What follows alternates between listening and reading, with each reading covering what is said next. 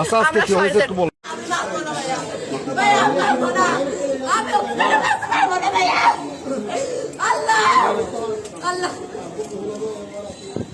মানুষ কিন্তু একবার উত্তেজিত হয়, তাইলে এখানে কোনো বিমান গাড়ি, কোনো সেনাবাহিনী গাড়ি কিছু থাকতে পারবে না।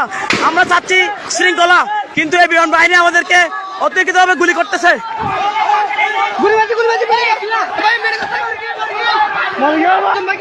হত্যা